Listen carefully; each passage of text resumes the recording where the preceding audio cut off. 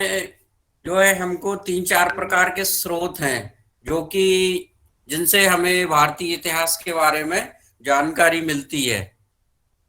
और ये स्रोत जो है धर्म ग्रंथ हुए, विदेशियों ने जो भारत भ्रमण किया, विदेशी लोग जो आए उन्होंने जो विवरण लिखा है, एक स्रोत वो भी है। दूसरा है ऐतिहासिक ग्रंथ जो है, धर्म ग्रंथ। और पुरातत्व संबंधी, मतलब पुरातत्व विभाग जो हमको सूचना देता है। तो ये तीन चार प्रकार से हमारे भारतीय इतिहास को जानने के स्रोत हैं। ठीक है, तो सबसे पहले लिखिए।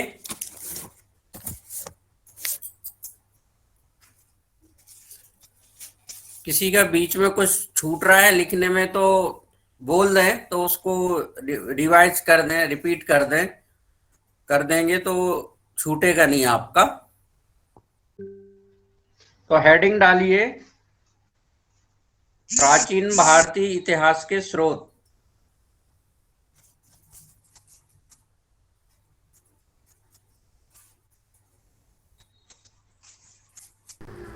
Source of ancient Indian history.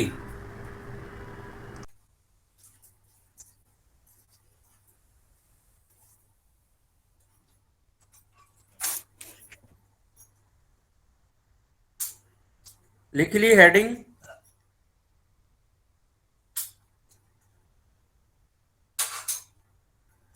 फिर से रिपीट कर रहा हूं मैं।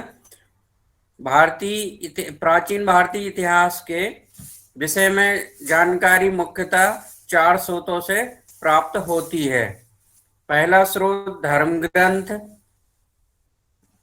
दूसरा विदेशियों का विवरण, जो विदेशी भारत में भ्रमण के लिए आए, उन्होंने अपने हिसाब से भारत के इतिहास लिखने की कोशिश करी, अपने अनुसार थोड़ा और जितना विवरण लिखा हुआ है।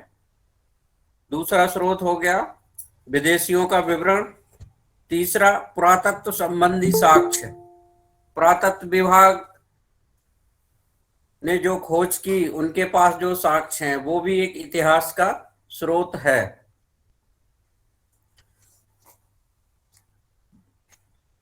तीसरा है ऐतिहासिक ग्रंथ, जो इतिहास लिखित में मिलता है। उसके बाद चौथा मेन जो है, जो कि हिंदू धर्म जिसको विशेष मानता है, धर्म ग्रंथ। धर्म ग्रंथों से भी भारत का इतिहास काफी साक्ष्य मिलते हैं धर्म ग्रंथ से। धर्म ग्रंथ ही वैसे तो भारत के जो है इतिहास के बारे में जानकारी सबसे ज्यादा धर्म ग्रंथों से ही मिलती है, जो कि प्रमाणिक भी है। प्रमाणिक दूसरे स्रोत भी हैं, लेकिन धर्म ग्रंथों से ज्यादा प्राचीन और कोई स्रोत नहीं है।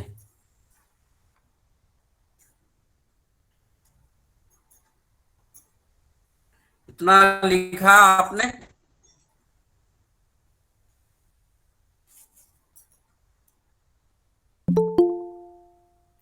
अब हम सबसे पहले बात करते हैं धर्म ग्रंथों से एवं ऐतिहासिक ग्रंथों से मिलने वाली जानकारी।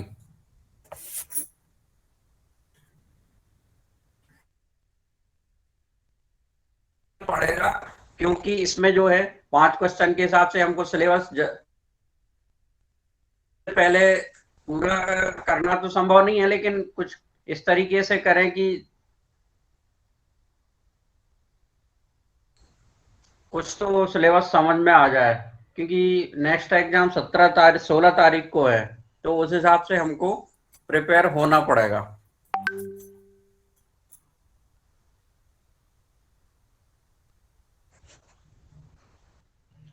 तो धर्म ग्रंथ में पहला स्रोत है ऋग्वेद। प्राचीन जो भारत में जो है धर्म ग्रंथ में सबसे पहले वेद आते हैं।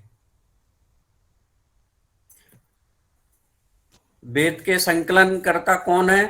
वेद के संकलन कर्ता कृष्ण द्वैपायन वेद व्यास, इनको वेद का संकलन कर्ता कहा।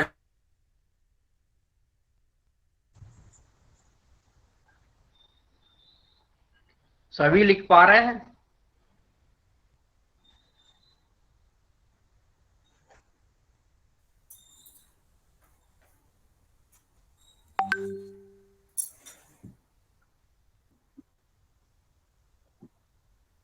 हाँ, आप बोल तो पाए कि कुछ हाँ रिस्पॉन्स। सर, लिख रहे हैं। हाँ, ताकि मुझे लगे कि रिस्पॉन्स मिल रहा है, मैं ही नहीं अकेला बोलता जा रहा हूँ। Yes sir. हाँ, तो आप बोलते जाएं। पहला लिखिए आप, वेद वेद जो हैं उनके संकलनकर्ता महर्षि कृष्ण द्वैपायन वेद व्यास को कहा जाता है।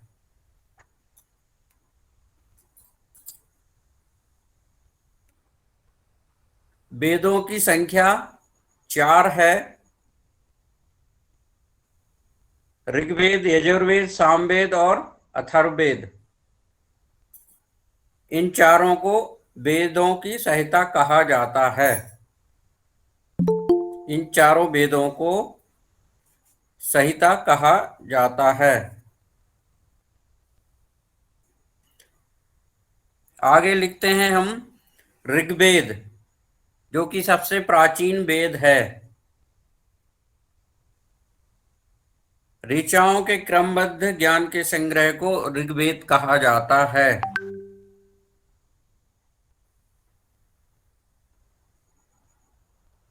ऋग्वेद में 10 मंडल, 1028 सूक्त एवं 10,462 ऋचाएं हैं।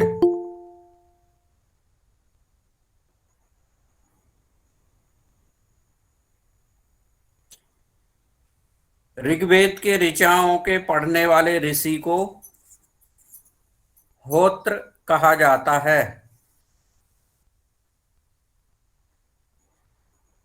ये ऋग्वेद बहुत महत्वपूर्ण है। किसी भी एग्जाम में, चाहे सीपीसीटी हो या यूपीएससी, पीएससी, व्यापम वगैरह, सभी एग्जामों में इससे रिलेटेड हिस्ट्री में सबसे ज्यादा पूछा जाता है। प्राचीन इतिहास के बारे में, ऋग्वेद के बारे में काफी पूछा जाता है, कभी भी कोई भी एग्जाम हो।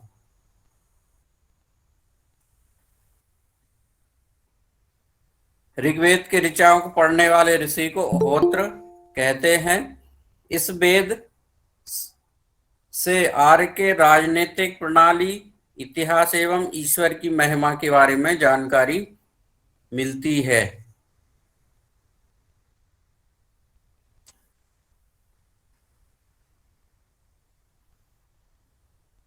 आपने जो गायत्री मंत्र के बारे में सुना होगा, सभी जानते हैं, हम सभी गायत्री मंत्र। तो गायत्री मंत्र जो है ऋग्वेद के तीसरे मंडल में सूर्य देवता सावित्री को समर्पित गायत्री मंत्र है। इसके 9वें मंडल में सोम देवता का उल्लेख है।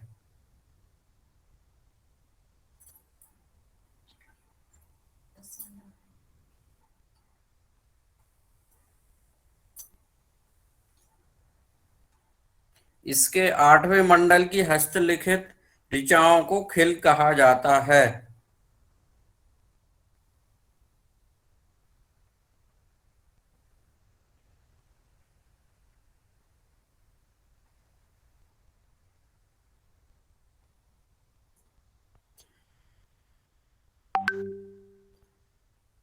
भारतीय समाज में जो चातुर्य वर्ण समाज की कल्पना आदि का स्रोत ऋग्वेद के 10वें मंडल में वर्णित पुरुष सूक्त है, जिसके अनुसार 4 वर्ण ब्राह्मण, क्षत्रिय, वैश्य और शूद्र आदि पुरुष ब्रह्मा के क्रमशः मुख, भुजाओं, जंघों और चरणों से उत्पन्न हुए हैं।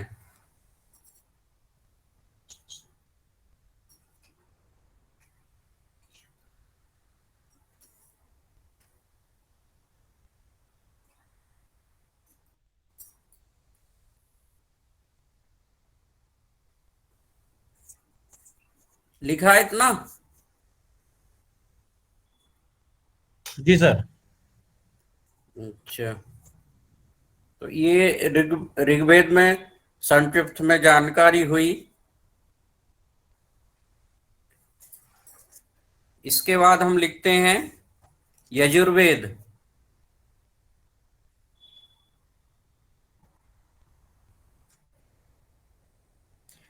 सस्वर पाठ के लिए मंत्रों तथा बलि के समय अनुपालन के लिए नियमों का संकलन यजुर्वेद कहलाता है।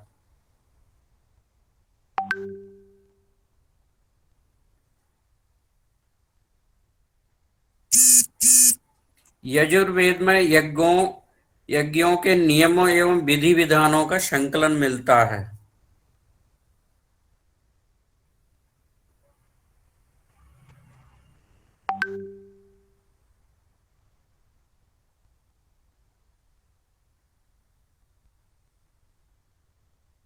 यजुर्वेद में बलिदान विधि का भी वर्णन है।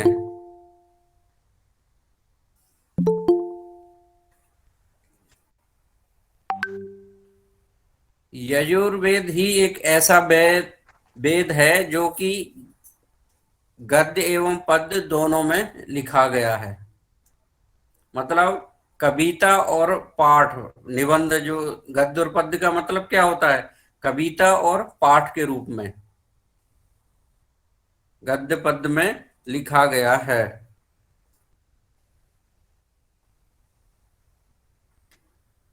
यजुर्वेद के पाठकर्ता को अद्यवर्यु कहा जाता है। अक्सर ये पूछा जाता है कि पाठकर्ता को क्या वेद का नाम दे दिया जाता है, और उसको मैच करने के भी लिए दे दिया जाता है अलग अलग करके। नेक्स्ट लिखिए सामवेद।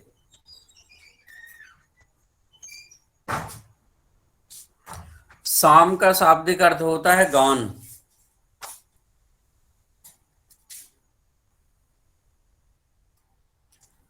सामवेद के पाठकर्ता को उद्रार्थ कहा जाता है।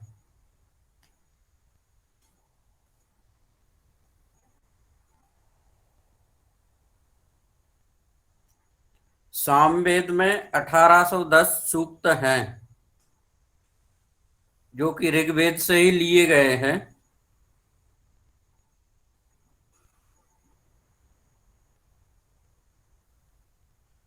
सामवेद को भारतीय संगीत का जनक कहा जाता है।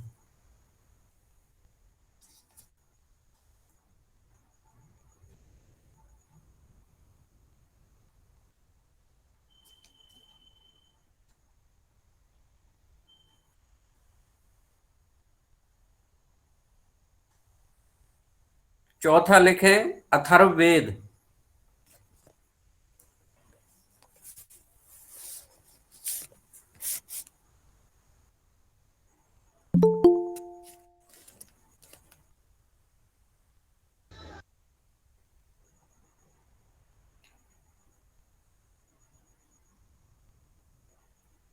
अथर्ववेद ऋषि द्वारा रचित इस अथर्वा ऋषि द्वारा रचित इस वेद में कुल 731 मंत्र तथा लगभग 6000 पद्य हैं। इसके कुछ मंत्र ऋग्वेद से भी प्राचीनतर हैं।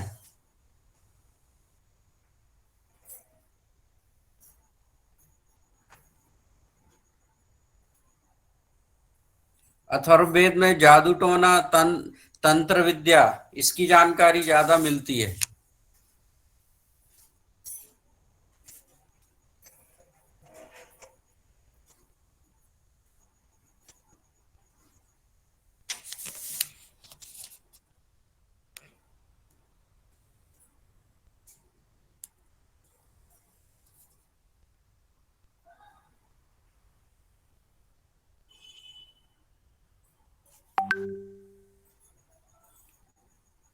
ये चारों वेदों के बारे में संक्षिप्त जानकारी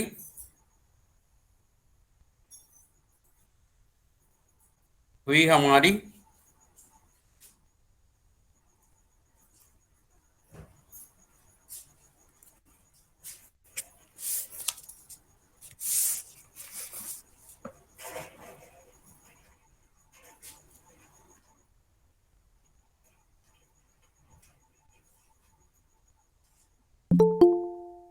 इसके बाद हम थोड़ा सा कैलेंडर के बारे में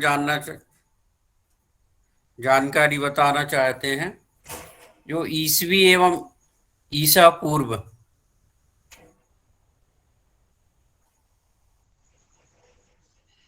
वर्तमान में कौन सा कैलेंडर प्रचलित है,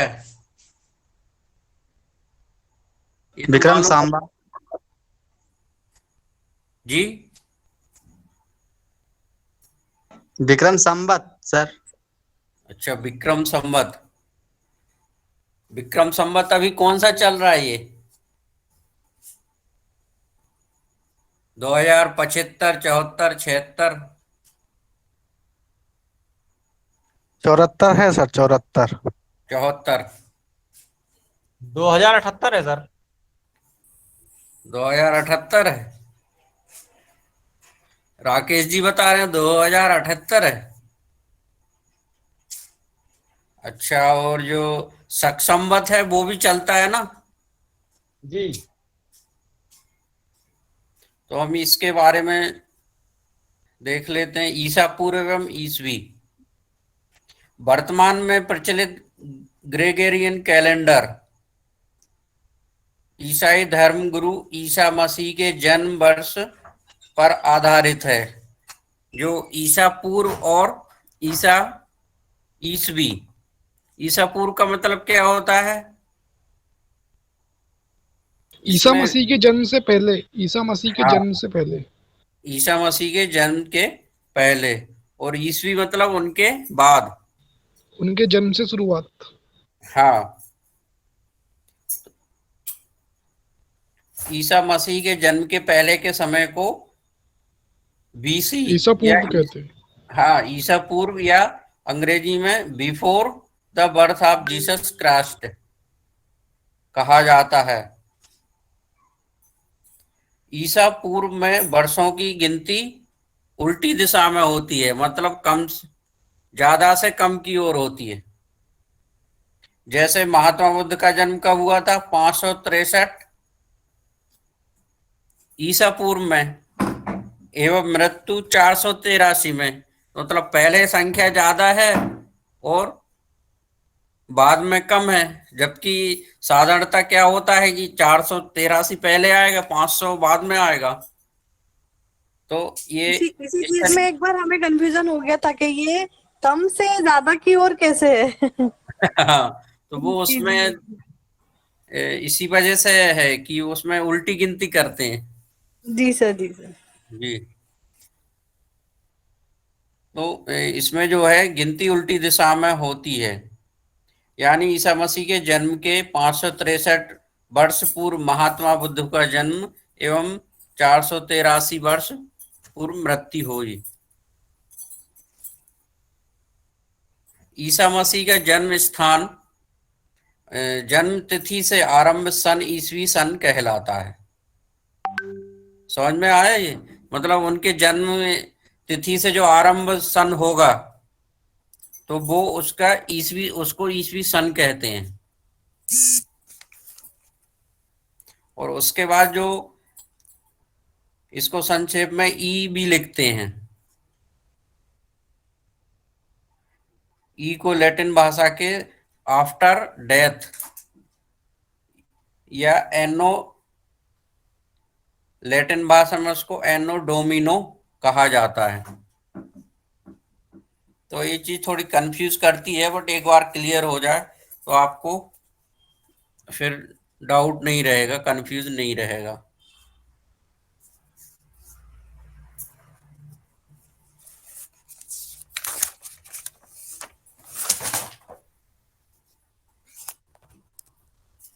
तो इस तरह हमारे ये प्राचीन धर्म ग्रंथ 4 वेद कंप्लीट हो गए। उसके बाद हम जो है आगे बढ़ते हैं।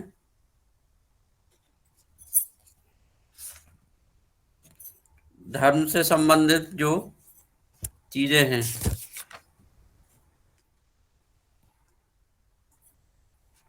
कौन सा धर्म कब चालू होता है, तो इसमें ये तो क्लियर हो गया कि सबसे प्राचीन वेद कौन सा है। कौन सा है सबसे प्राचीन वेद? ऋग्वेद। ऋग्वेद। ऋग्वेद। हाँ, ये क्वेश्चन अक्सर आता है कि ऋग्वेद मतलब भारतीय वेदों में सबसे प्राचीन वेद क्या है, या फिर जो है आपका गायत्री मंत्र का भी पूछा जाता है कि किससे लिया गया है और किसको समर्पित है, ये भी पूछा जाता है। तो गायत्री मंत्र जो है सूर्य देवता को समर्पित है।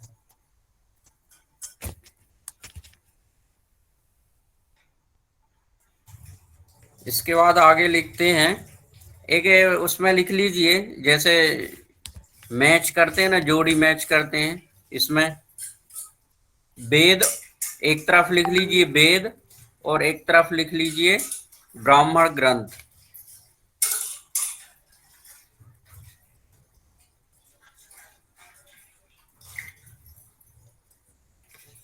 ऋग्वेद में जो ब्राह्मण ग्रंथ हैं, ऋग्वेद के सामने लिखिए ऐत्रेय तथा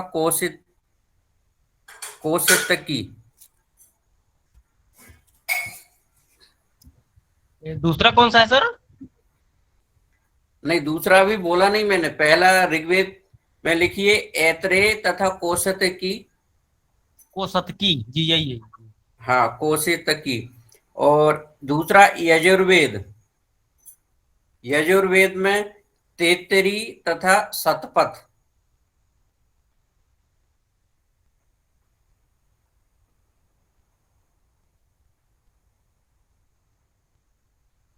तीसरा है सामवेद।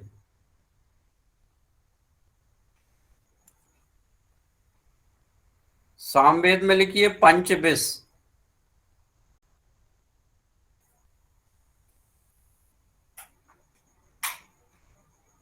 चौथा है अथर्ववेद, इसमें लिखिए गोपथ।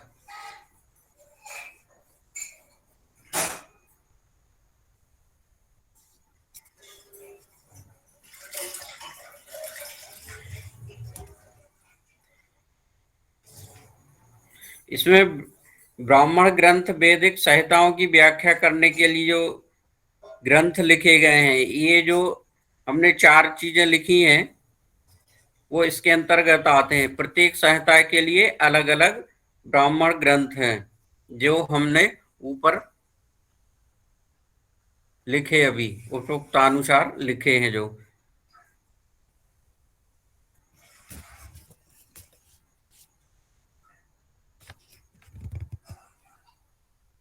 इसके बाद वेदांग पढ़ते हैं हम। वेदांग क्या होते हैं? वेदों को भली भांति समझने के लिए 6 वेदांगों की रचना हुई। ये 6 वेदांग क्या क्या हैं? लिखिए शिक्षा। शिक्षा में ब्रैकेट में लिखिए शिक्षा मतलब किस चीज के लिए शिक्षा? तो ये है शिक्षा में सिखाया गया शुद्ध उच्चारण शास्त्र, मतलब शास्त्रों का जो है पढ़ के सही उच्चारण भी होना चाहिए। तो पहला शिक्षा है। दूसरा कल्प, इसमें ब्रैकेट में लिखिए कल्प मतलब जो कर्मकांडी विधि है।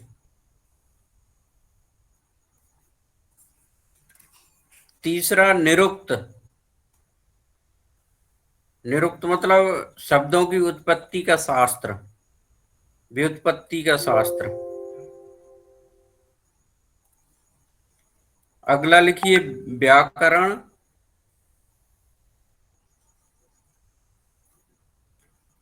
छंद एवं ज्योतिष। तो ये वेदांग हो गए 6। 6 ही लिखे हैं, ज्यादा तो नहीं लिखे।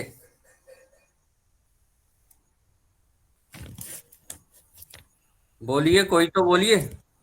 4 हुए सर। 4 हुए। फिर से लिखो शिक्षा, शिक्षा, कल्प, कल्प, निरुक्त, व्याकरण। कल्प, निरुक्त, व्याकरण, छंद और ज्योतिष। अब हुए पूरे? जी सर। हाँ, तो आवाज तो आपको आवाज मिस हो गई, इसलिए आप सुन नहीं पाए। बाकी सभी ने लिख लिए? हाँ सर, लिख लिए। लि- ठीक है, क्योंकि लिखते रहने से क्या है, लिखी हुई चीज लिखने में काफी याद हो जाती है आधी। फिर दोबारा जब उसको रिवाइज करेंगे तो कंप्लीट हो जाएगी, या ज्यादा समय नहीं लगेगा उसको रिवाइज करने में।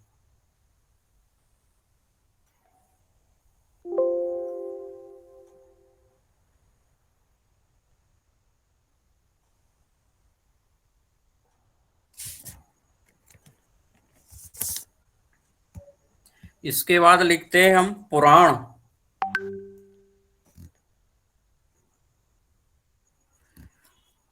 भारतीय ऐतिहासिक कथाओं का सबसे अच्छा क्रमबद्ध विवरण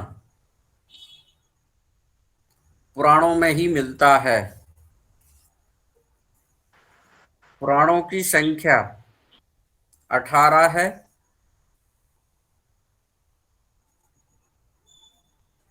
पुराणों के रचयिता लोमहर्ष एवं इनके पुत्र उग्रश्रवा माने जाते हैं।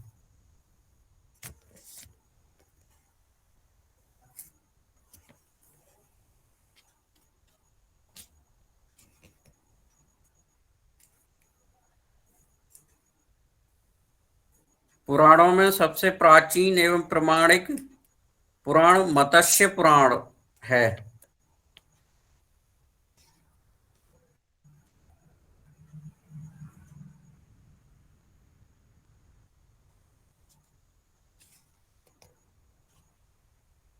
कुछ पुराणों के नाम लिख लीजिए, कौन से पुराण किससे संबंधित हैं, जो अक्सर पूछे जाते हैं।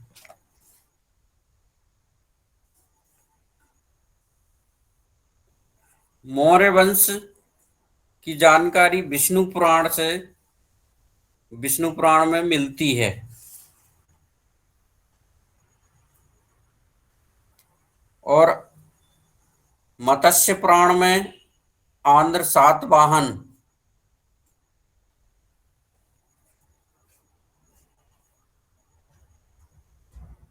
गुप्त वंश जो है वायु पुराण से संबंधित है। मतलब वायु पुराण में गुप्त वंश की जानकारी मिलती है। तो ये कुछ खास खास वंश हैं जो जिनका पुराणों में वर्णन मिलता है।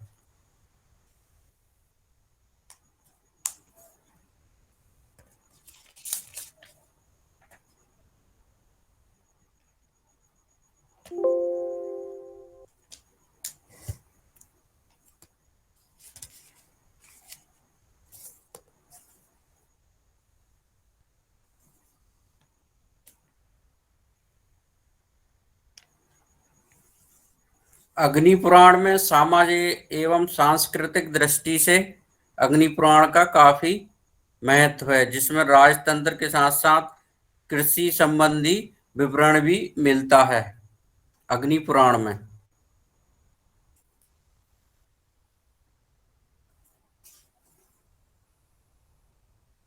या फिर ऐसा लिख लीजिए कि अग्नि पुराण में राजतंत्र के साथ साथ कृषि संबंधी एवं सामाजिक सांस्कृतिक विवरण भी पाया जाता है।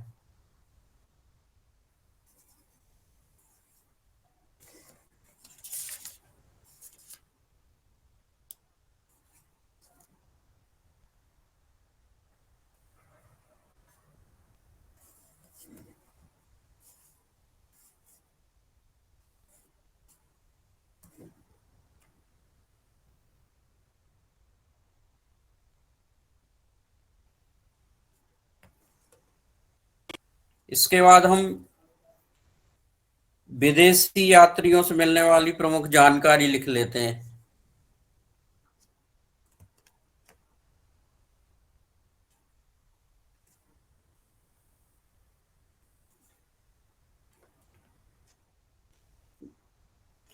इसमें सबसे पहले लिखिए यूनानी रोमन लेखक।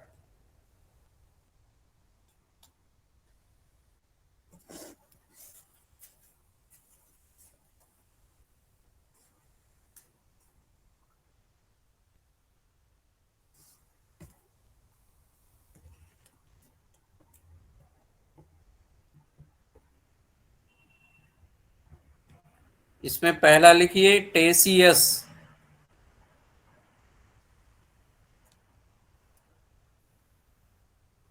टेसियस ईरान का राज्य वैद्य था।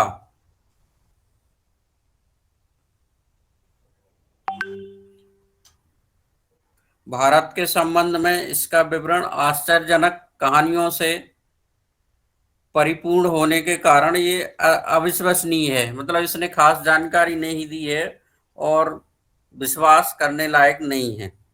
दूसरा है हेरोडोट्स। हेरोडोट्स का नाम सुना होगा आपने, पढ़ा होगा। Yes sir. हेरोडोट्स को इतिहास का पिता कहा जाता है। Yes sir.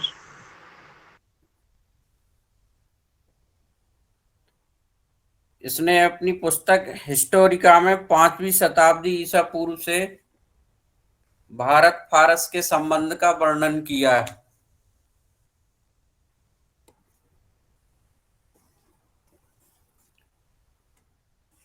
तीसरा है सिकंदर। सिकंदर के साथ आने वाले लेखकों में नियाकर्स, अनासेकेटस, अरिस्टोबुलस। हालांकि इनका भी जो है इतिहास इन्होंने जो वर्णन दिया है वो भी ज्यादा विश्वसनीय नहीं है। नेक्स्ट लिखते हैं मेगास्थनीज। मेगास्थनीज की एक पुस्तक है जो काफी एग्जाम में रिपीट होती रहती है। किसी भी स्तर का एग्जाम हो, जीएस में उसका काफी महत्व है। इंडिका, मैग्नेस्थनीज रचित पुस्तक है ये इंडिका। मेगास्थनीज यह सेल्यूकस निकेटस का राजदूत था।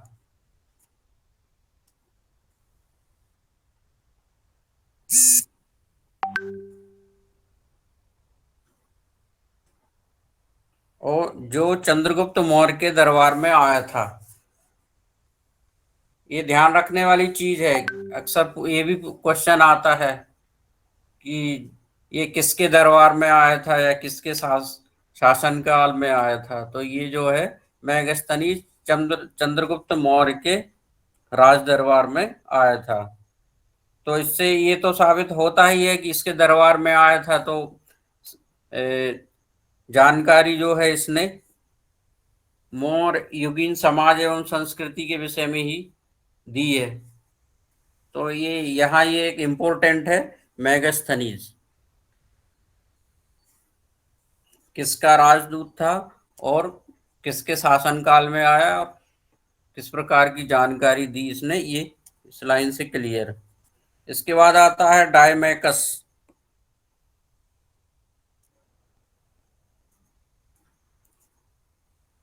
सीरियन नरेश अंतियोकस का राजदूत था जो बिंदुसार के राज दरबार में आया था।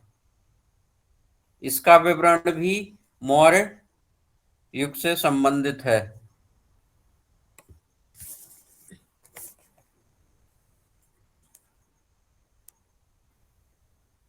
नेक्स्ट लिखिए डायनोसियस। डायनोसियस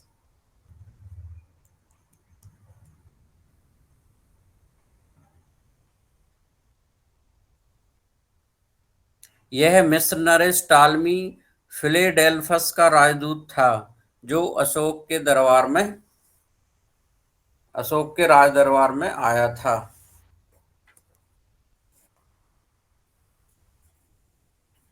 नेक्स्ट लिखिए टालमी।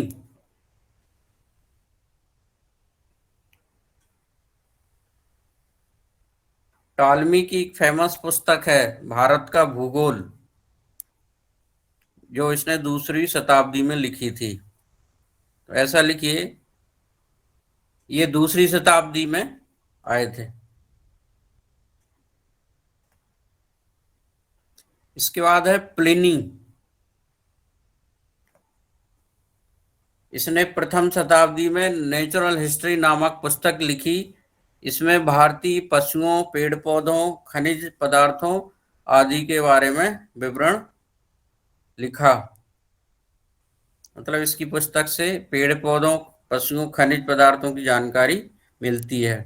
इसके बाद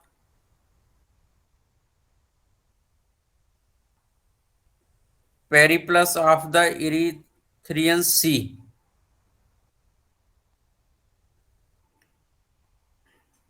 एक पुस्तक है जिसके बारे में स्पष्ट जानकारी तो नहीं है, लेकिन ये हिंद महासागर की यात्रा पे ये अज्ञात लेखक आए हुए थे, तो ये अज्ञात हैं अभी।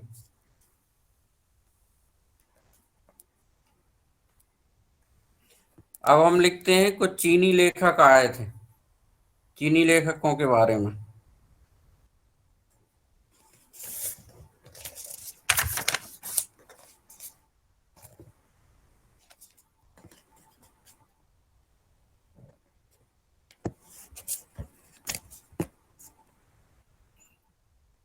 पहला लिखिए फाहियान। ये सभी जो लेखक लिख रहे हैं हम, ये काफी महत्वपूर्ण है और अक्सर एग्जाम में आते रहते हैं इनसे संबंधित क्वेश्चन। फाहियान चीनी यात्री, ये चंद्रगुप्त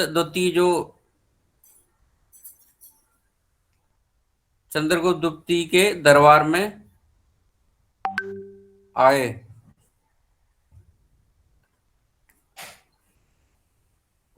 इनके संबंधित में खास बात यह है कि इन्होंने मध्य प्रदेश की जलवायु मतलब से संबंधित मध्य प्रदेश समाज एवं संस्कृति के बारे में वर्णन किया है। इन्होंने मध्य प्रदेश की जनता को सुखी एवं समृद्ध बताया।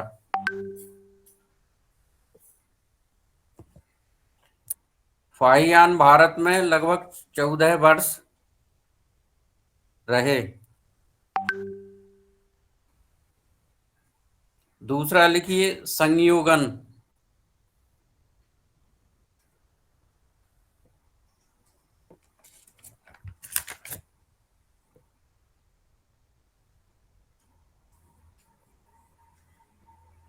यह 518 ईस्वी में भारत आए। इसने अपने 3 वर्षों की यात्रा में बौद्ध धर्म की प्राप्तियां एकत्रित की। मतलब ये बौद्ध धर्म से संबंधित जानकारी एकत्रित की इन्होंने।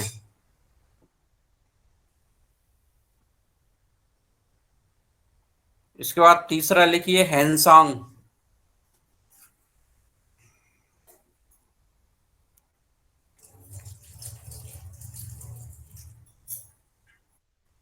हैंसांग भारतीय शासक हर्षवर्धन के शासनकाल में भारत आए। 629 ईस्वी में चीन से भारतवर्ष के लिए प्रस्थान किया और लगभग 1 वर्ष की यात्रा के बाद भारत पहुंचे। ये भी 15 वर्षों तक भारत में रहे, 629 से 645।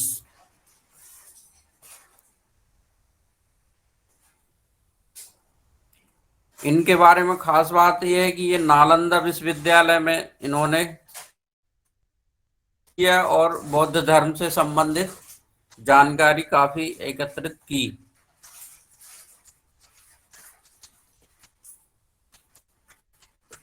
इसका भ्रमण वृत्तांत जो है, यात्रा वृत्तांत CU के नाम से जाना जाता है।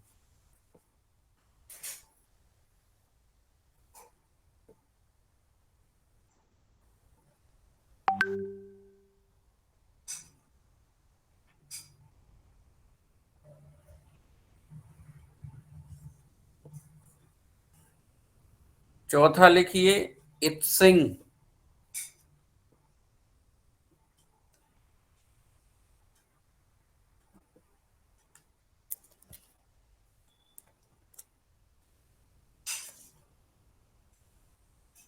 इत्सिंग 7वीं शताब्दी के अंत में भारत आया।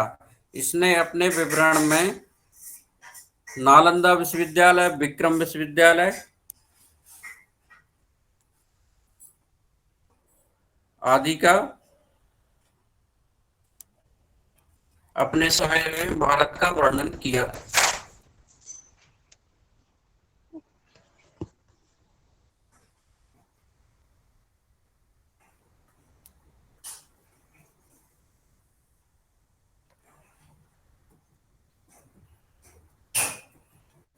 इसके बाद कुछ अरबी लेख हैं, उनको भी लिख लीजिए, जो महत्वपूर्ण है, जिनके बारे में पूछा जाता है।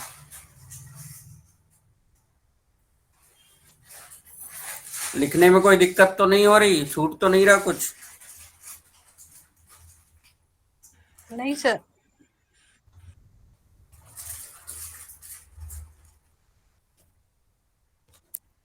अरबी लेखक में पहला लिखिए अल-बरूनी।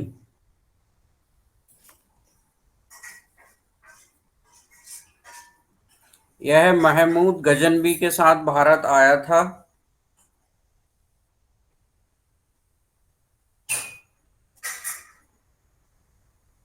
अल-बरूनी ख्वारिज्म या आधुनिक तुर्कमेनिस्तान का निवासी था। इनकी प्रमुख कृति या पुस्तक किताब उल हिंद या तहकीक ए हिंद, हिंदी में इसको भारत की खोज कहते हैं। इस पुस्तक का नाम अक्सर पूछा जाता है। इसमें त्योहार से संबंधित भारतीय त्योहार, रीति रिवाज, प्रथाओं का वर्णन इन्होंने इसमें किया है।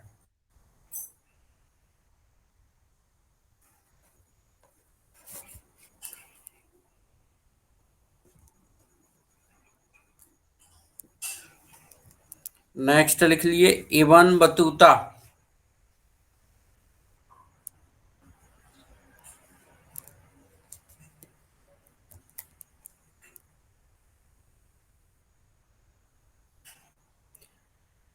इनके द्वारा अरबी भाषा में लिखा गया यात्रा वृत्तांत, जिसे रहला कहा जाता है, रेहला।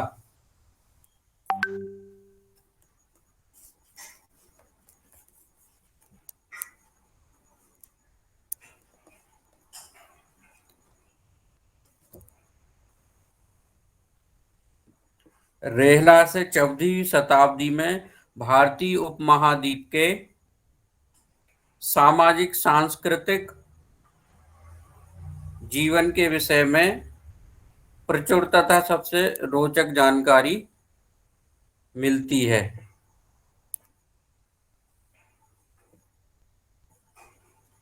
हाँ, इनके बारे में एक बात और विशेष है जो अक्सर पूछा जाता है, वो है 1333 ईस्वी में दिल्ली के शासक जो थे सुल्तान मोहम्मद बिन तुगलक, इन्होंने इनको दिल्ली का काजी नियुक्त किया था।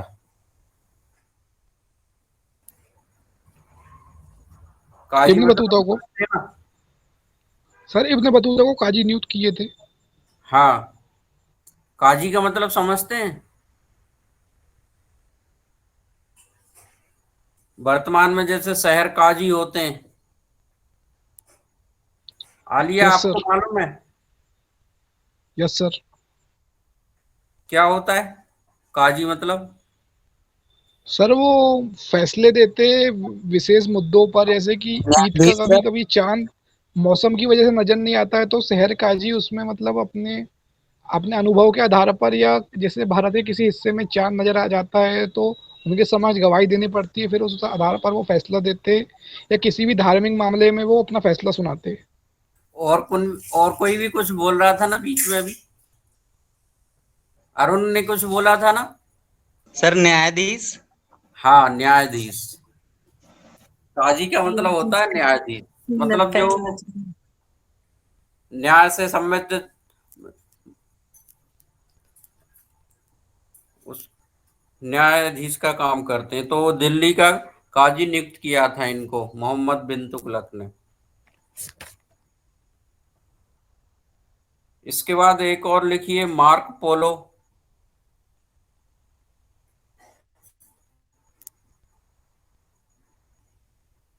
ये 13वीं शताब्दी में भारत आए थे।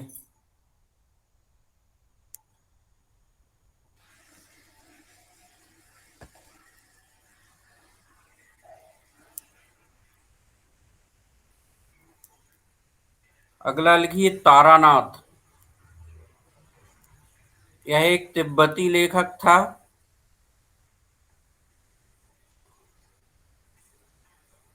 इसने कंग्यूर एवं तंग्यूर नामक ग्रंथ की रचना की, जिससे भारतीय इतिहास के बारे में जानकारी मिलती है।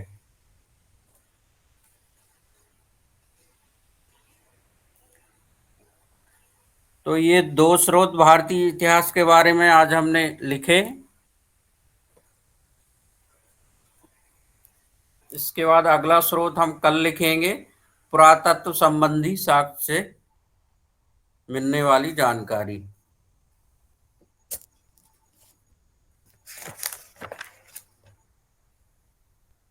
तो इसमें जो है, हालांकि हमको तेजी से थोड़ा इसको कवर करना पड़ेगा, क्योंकि 5 क्वेश्चन के हिसाब से हमको सभी पूरा सिलेबस कवर करना है। तो स्पीड थोड़ी और बढ़ाते हैं, नेक्स्ट सेशन में हम और तेजी से इसको कवर करेंगे। तो इसमें जो है आज की जितना लिखवा है वो सभी ने कंप्लीट लिखा, किसी को कोई डाउट तो नहीं है, कोई छूटा तो नहीं है इसमें कुछ?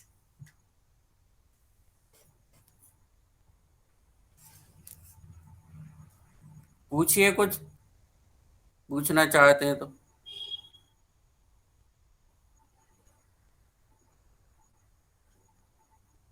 सर इसमें सिर्फ भारत का इतिहास से संबंध रहेगा या विश्व का इतिहास का भी कुछ आएगा? नहीं, अब इसमें सिलेबस में जो लिखा है इंडियन हिस्ट्री लिखा है, हम सिलेबस के अनुसार बात करते हैं। अब वैसे तो विश्व हिस्ट्री से, वर्ल्ड हिस्ट्री से तो कुछ नहीं आना चाहिए।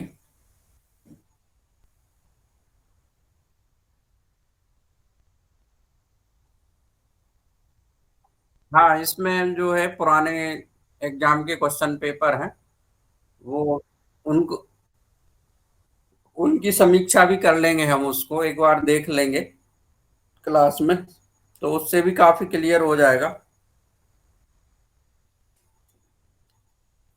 तो आज का सेशन यही।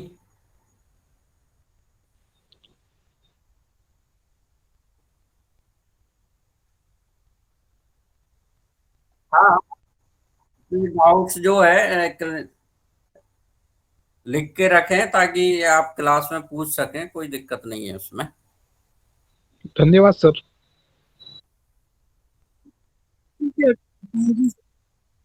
ठीक, थैंक यू, गुड नाइट।